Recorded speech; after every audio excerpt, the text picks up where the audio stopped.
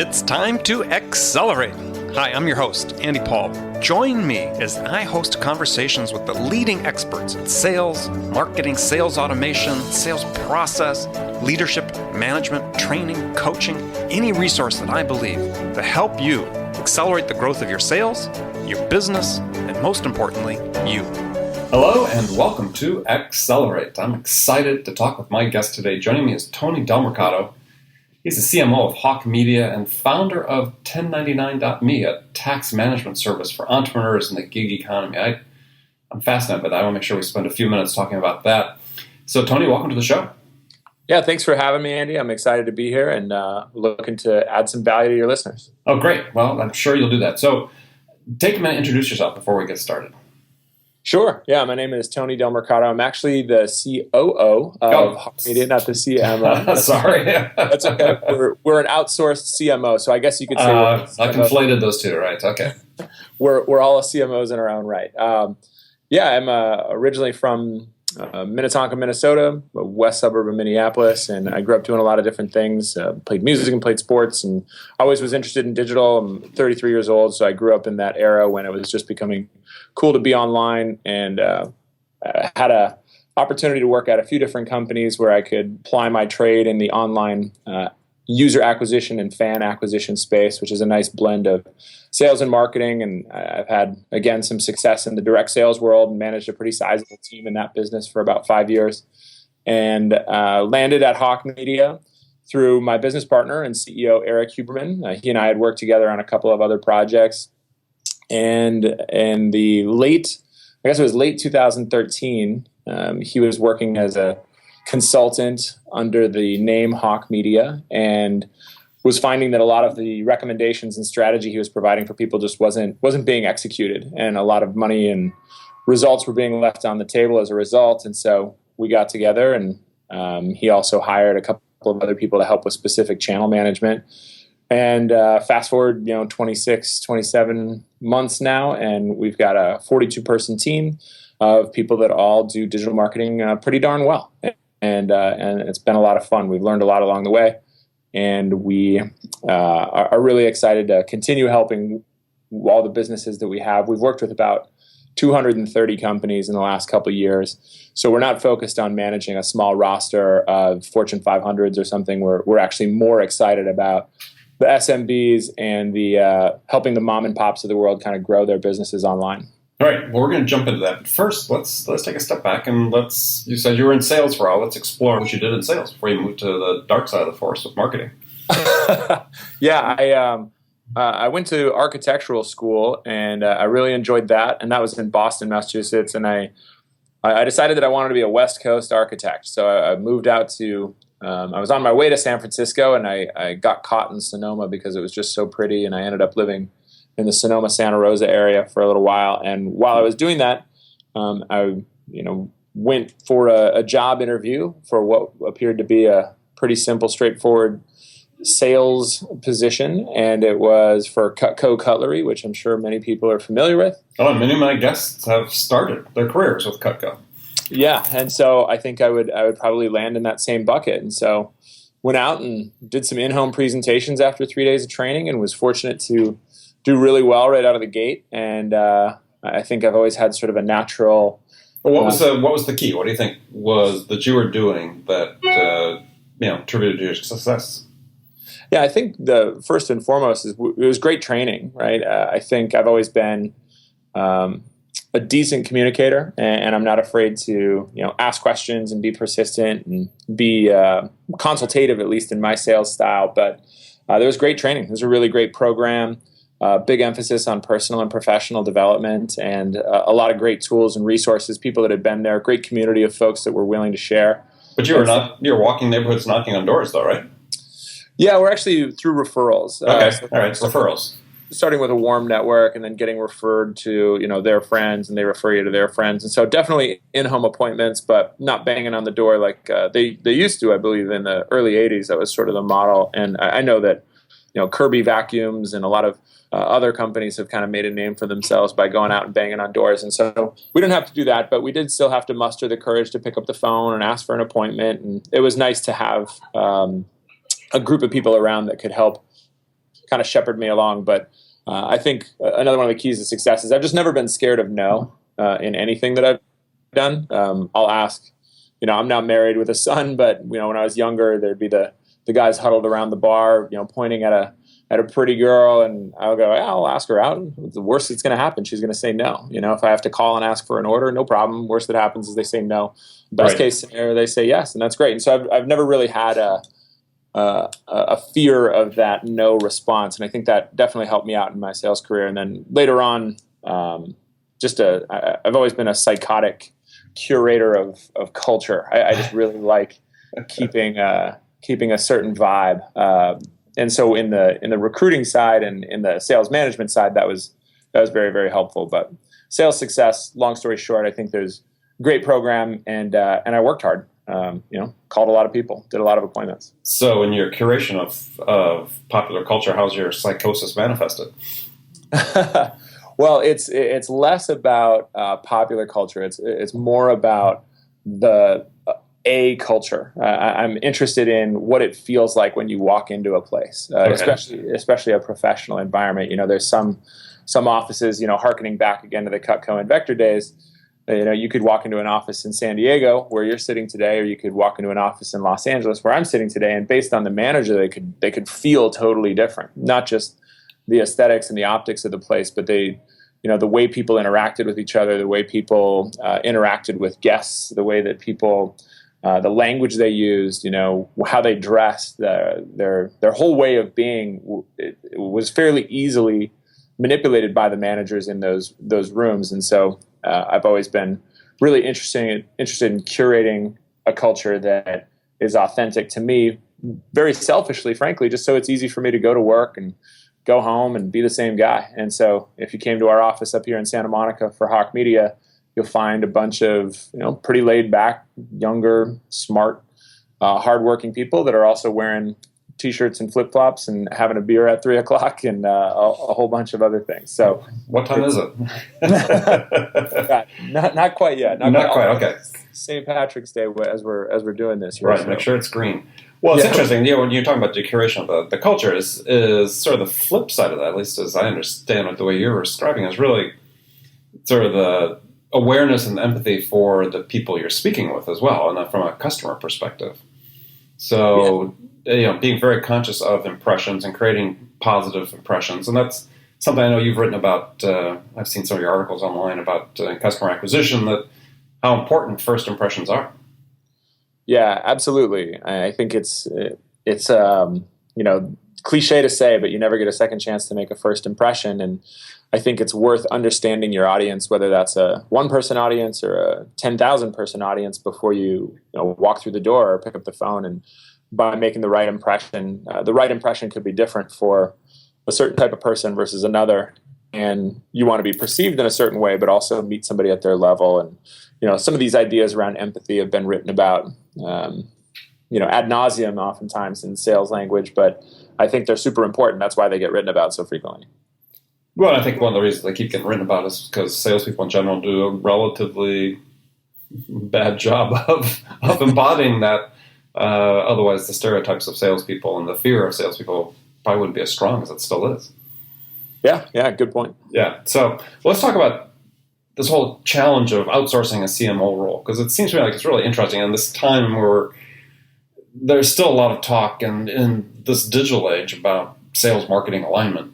And, obviously it's important. There's a lot of different definitions of what that alignment constitutes. But it seems like one of the challenges you probably face as you come in as sort of an outsider is how do you make that happen? Yeah, it's interesting too when you're talking about the types of businesses that we work with. We work with, the lion's share of our roster is in the e-commerce space, and so a lot of that is transactional and oftentimes doesn't involve a salesperson, right? It involves a sales process and maybe some automated, email nurturing and things that are a proxy for interpersonal sort of sales. And then a lot of our B2B clients, software as a service clients and things like that, definitely require a person, a real live human to get on the horn, and sort of the interplay between lead generation, lead nurturing, and closing sales is super important. So when we get plugged in, regardless of the size of the company, and we get in there and start sort of mucking it up and generating leads, I'm a full funnel acquisition marketer. If you look at it either B2B or B2C, I really like acquiring new customers, and that full funnel sort of perspective makes it important that the initial point of contact, the first time someone discovers your brand or your service, your product, is consistent all the way through the messaging that comes out that nurtures that lead with a sales call, if it is, with a follow-up call, with an in-person meeting. And I think that's, for us, one of the areas that has been a challenge at a variety of different companies, because we oftentimes walk into existing cultures or processes, and we're just the vendor, right? A new guy coming in as a marketer, and oftentimes a sales manager, especially one that's been there a while, might say, "Hey, these guys are marketers. Let them worry about the marketing. We're over here in sales." But I think understanding how that whole process is informed by each of the other parts of the funnel is really important to efficient lead generation and high closing percentages. Yeah, I mean, certainly sales always seems to be spending a lot of their time trying to modify the message that comes from marketing. So, as a CMO, as a marketing organization, how do you work with sales to get alignment on the messaging? Because there's really two parts, and we'll talk about the second part in a second. But I've seen this for the decades that I've been in business, over a wide variety of businesses from in the tech space, including digital marketing spaces. Is how do you work with sales effectively to say, okay, let's come up with a message that you sales don't have to sort of modify on the fly or feel compelled to think that you have to modify on the fly?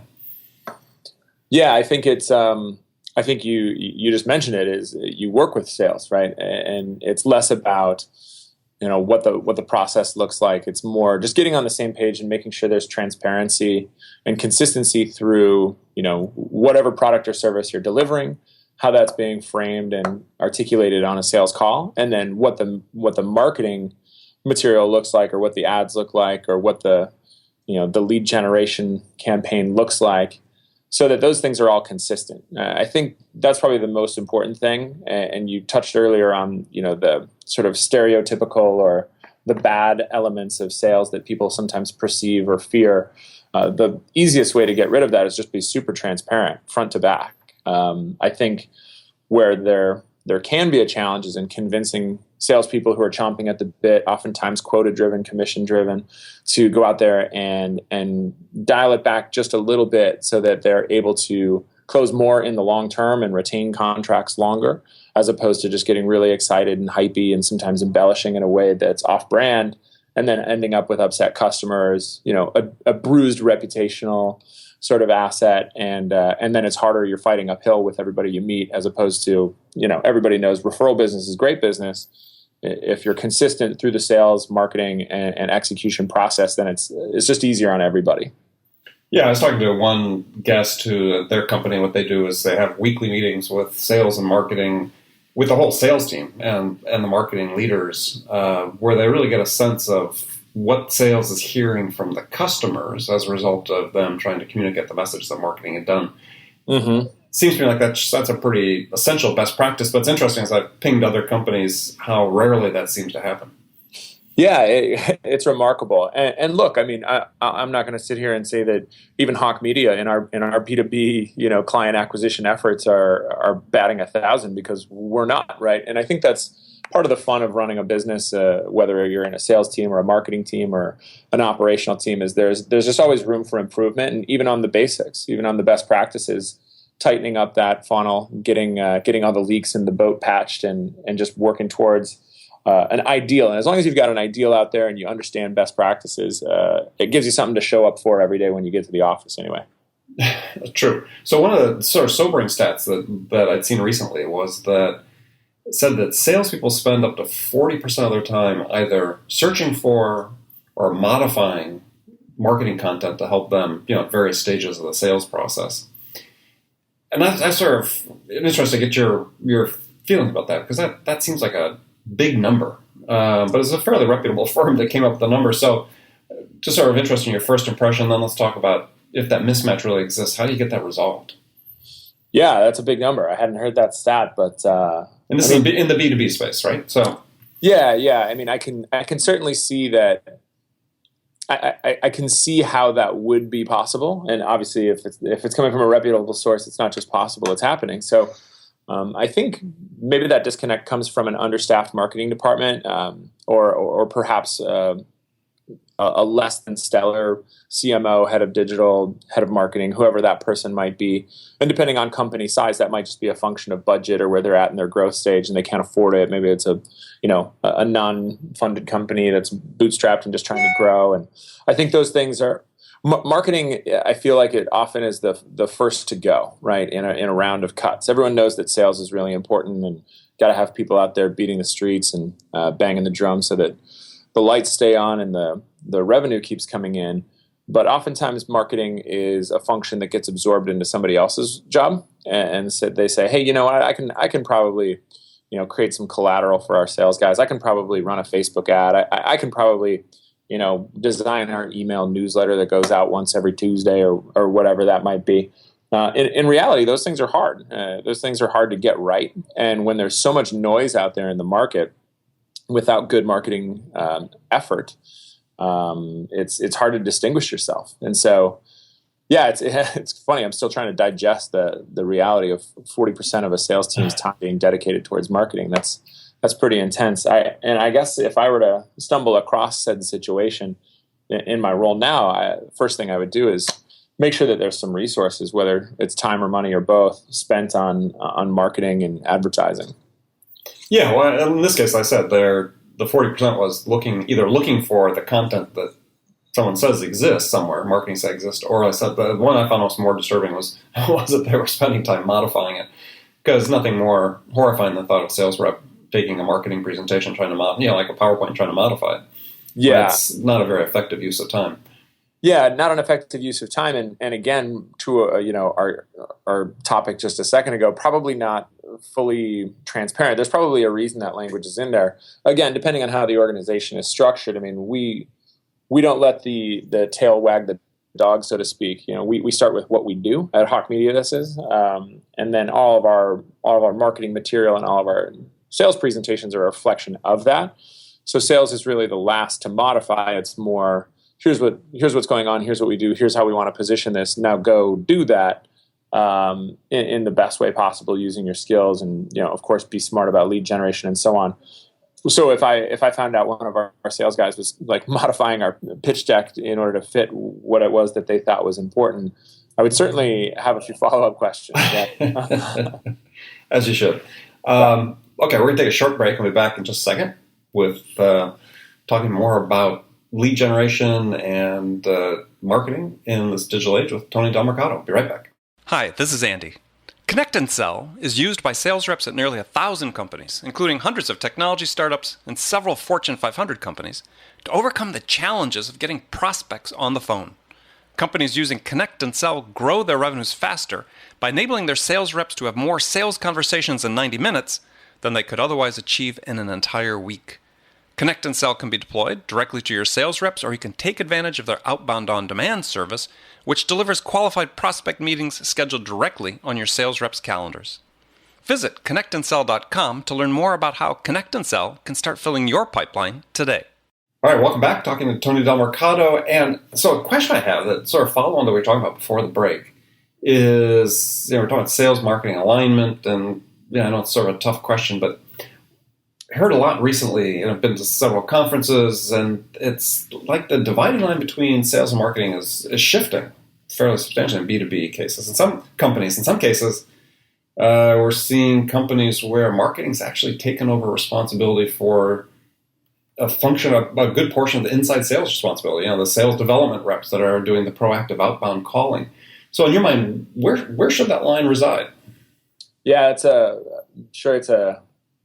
sticky situation to put my foot out into. And as a company that positions itself as an outside CMO, I certainly don't want to put any professional salespeople or sales managers on the defensive. But I will say that depending on price point and the service that you're offering, there is a lot that marketing can do that might negate some of what used to require a salesperson. One of the things that I'm really hot on for a number of reasons is the multitude of ways that we can now generate leads online and nurture and qualify those leads to a point of needing less salespeople to nurture and qualify leads, and using some automated email systems, using some behaviorally triggered email that comes out, retargeting effectively. So, showing different messaging to people at different stages in the funnel. The technology is going to continue to get better and better. And if you've got a technologically savvy marketing department, you really can step over into what used to be sales territory by doing some of that lead nurturing and initial outreach in a way that doesn't feel mechanized and doesn't feel automated, but actually feels personal and has a name on it and has a link on it, and these kinds of things that, I think in the long run, for the people that are good salespeople and have sales skills, it's just going to help them spend their time better. They're going to spend their time with more qualified prospects, regardless of the business. They're probably going to close a higher percentage of that, and they're probably going to earn more commissions as a result. So I don't think it's net a bad thing, but I do, and again, from my biased digital marketing perspective, I do think that a lot of online, in particular, online lead acquisition can fall under the marketing umbrella. Well, but the point I was making is actually heard of companies now where marketing is actually managing the inside sales team. The guys, what they call sales development reps, that are actually, doing the proactive outbound calling. So they're doing their online lead generation, their inbound marketing, content marketing campaigns, and when they get the sales qualified leads, that first call being made of the sales qualified lead is part of the marketing department. Yeah, I think that's a mistake. I mean, I think, like, for example, we have despite my experience in direct sales and feeling pretty comfortable with it, we have a national sales manager who's a sales manager. That's what he does, right? And we have a lot of people that are doing marketing internally. And I would recommend any company, if you have salespeople, you have a sales manager, and that person is sales oriented. I think they're different animals. So to hear that, I would say, if I had a client that was basically, in terms of their hierarchy or their org chart, putting all of their outbound, sales callers underneath someone from a marketing expertise, I think that's probably a mistake. I think culturally, they're also not always the same kinds of people with the same goal sets. Well, it raises an interesting question, and philosophically, which is, is proactive outbound calling, proactive prospect development, is that really a sales function or a marketing function?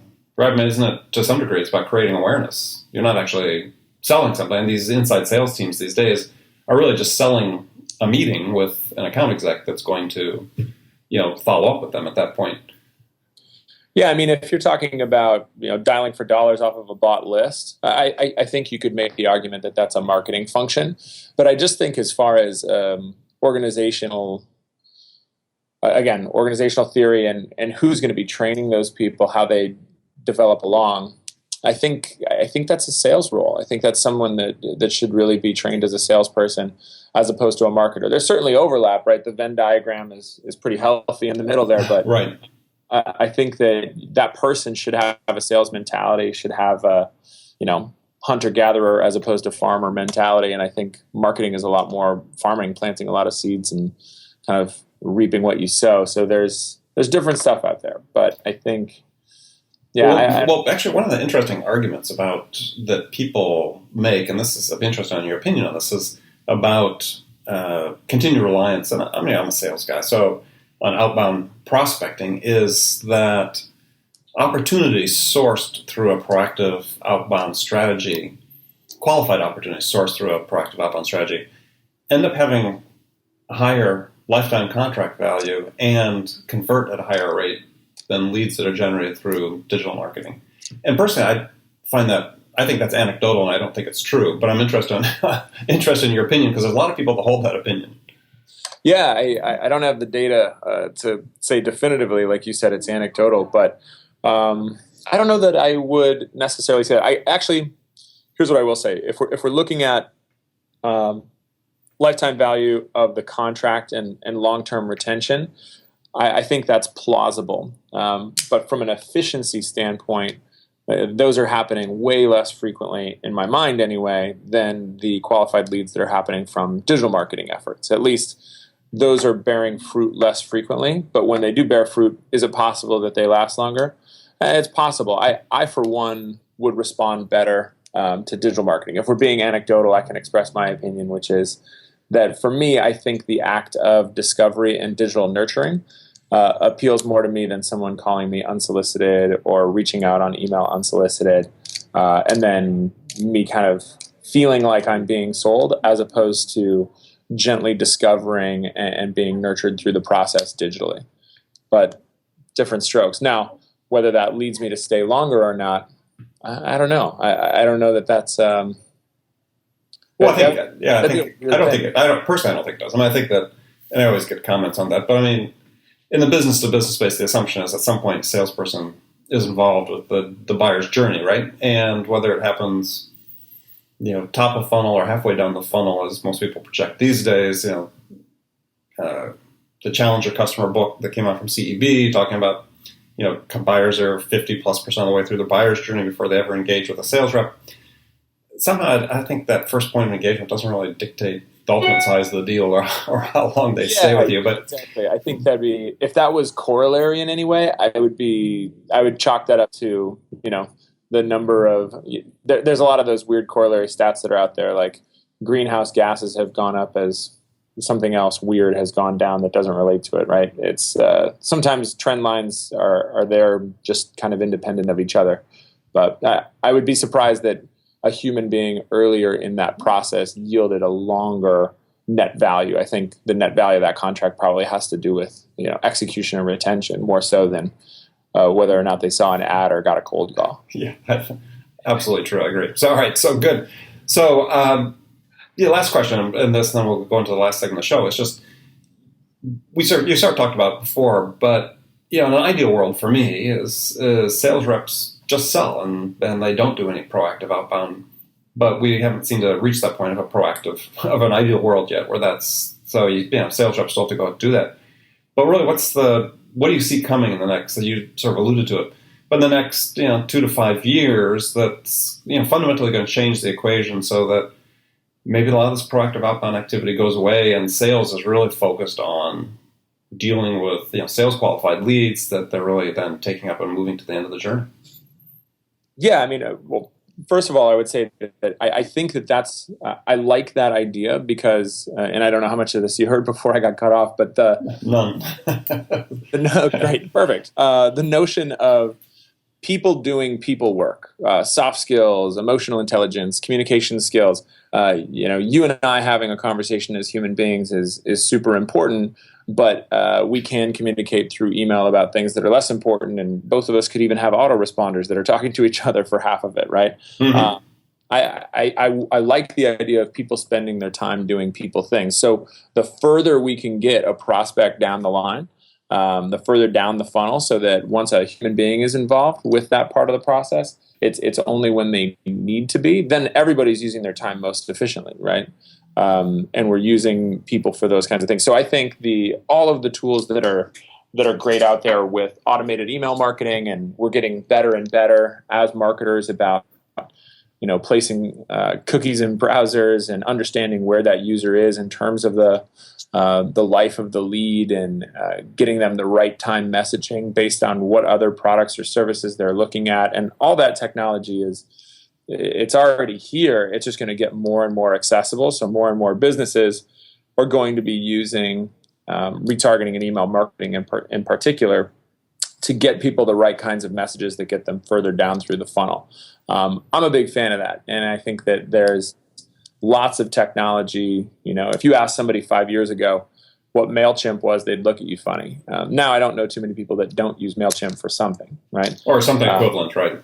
Yeah, or something equivalent, exactly. So now all of those tools like MailChimp and HubSpot and Constant Contact and Salesforce and all these other things are getting so technical and complex, but with easier and easier user interfaces and really nice APIs where Salesforce can talk to whatever email service provider you're using, can talk to whatever website you're using, whatever cart you're using. And also, in all likelihood, you've placed a cookie through a small script on your website on the browser of everybody that's been to your site. And so all these things are talking to each other. We're understanding what consumers are doing. The analytics platforms are getting better and better for segmentation and cohort analysis. So I'm a fan, right? I'm a fan of all that stuff. not just because I'm in the digital marketing space, but also because I think it allows people to leverage technology so that we as people can spend our time having the most interesting and relevant conversations for our businesses, right? Yep, well, I agree. Good answer. All right, so we're going to move into the last segment of the show. I've got some standard questions I ask all my guests, and the first one is a hypothetical scenario, and you're the star of this scenario. All right. In which you've just been hired as a new sales leader at a company whose sales have stalled out, and senior management really wants to get unstuck. So what 2 things would you do your first week on the job that would have the biggest impact? So the first 2 things I would do, regardless of team size, I would meet with every single person there and let them tell me what it is that they love about the job and what it is they hate about the job, as well as how they measure their own efficacy. I think if I understood those 3 things from everybody on that team, that gives me a great starting point, and sort of just let them air it out. I think the people management side is probably the most important, and I think people will only work a certain amount for people that they don't like or feel respected by or trust with or those things. So I am big on making sure that from an interpersonal standpoint, things are buttoned up on day one. Okay. Second thing is I would either implement or make better whatever tracking methodology they were using. In all likelihood, they're not tracking every single point of the sales cycle.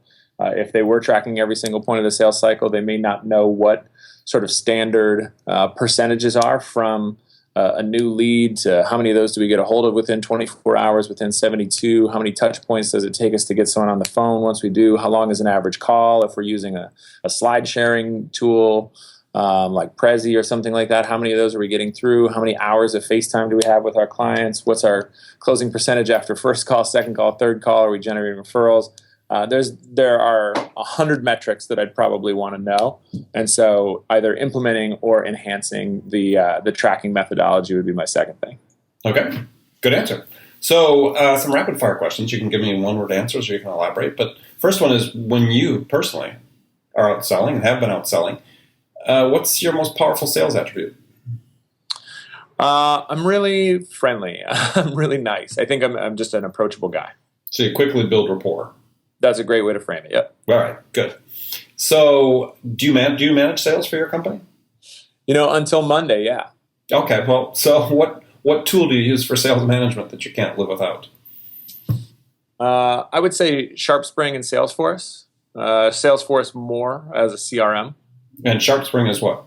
SharpSpring's a CRM with a cool little tool built in that allows you to see what a prospect has done either on your website or with your emails. So it gives you this thing called Life of the Lead, where you can see how somebody's interacted with you and your brand over the course of their time. Okay, so fundamentally email tracking, sort of like Yesware or ToutApp or something like that. Similar, but also on site. That's sort of the big distinguishing factor. Okay. So if you go to the products page of my website, I know that. All right. Okay. Who's your sales role model? My sales role model. It's a great question. I'm doing poorly in the rapid fire format. I'll say Jim Rohn. Okay, good answer. What's one book that every salesperson should read? How to Win Friends and Influence People by Dale Carnegie. Great answer. It's probably the number one on the, probably tied with Napoleon Hill's book, Think and Grow Rich. But those two, it's amazing. We have classics from the 30s are still the most relevant books that people recommend. Right? It's amazing. Here's a tough question. So what's on your playlist right now? What music's on your playlist? What music's on my playlist? That's good. Killer Mike, who's a rapper from Atlanta, and Foo Fighters. Mm-hmm. And if I pulled up let's see here. Oh, and then another rapper from Minneapolis named Prof.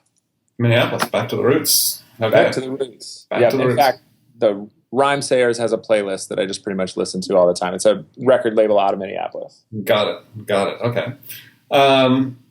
Last question for you then. So what's the first sales activity you do every day? first sales activity I do in my current role is I'll talk to Cole, who's on our sales management team. Okay. Passing the buck to Cole. Okay. Passing the buck to Cole. As far as what I do, man, well, at some point before 9:30 a.m., I've probably responded to at least one person that's at some point in our flow to acquire them as a client. Okay. Good. All right. Well, Tony, that's been great. Thanks for joining the show today. And how can people find out more about you and Hawke Media? Yeah, Hawke Media, HAWKE media.com. So Hawke with an E, media.com.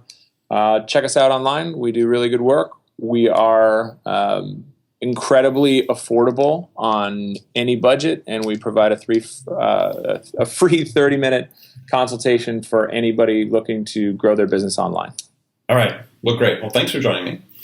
And remember, friends, make it a part of your day every day to deliberately learn something new to help you accelerate your success. And one easy way to do that is to make this podcast part of your daily routine, whether it's on your commute, in the gym, or make it a part of your morning sales huddle. But then you'll make sure you don't miss any of my conversations with top business experts like my guest today, Tony Delmercado, who share their expertise about how to accelerate the growth of your business. So thanks for joining us. And until next time, this is Andy Paul. Good selling, everyone. Thanks for listening to the show. If you like what you heard and want to make sure you don't miss any upcoming episodes, please subscribe to this podcast on iTunes or Stitcher.com. For more information about today's guest, visit my website at andypaul.com.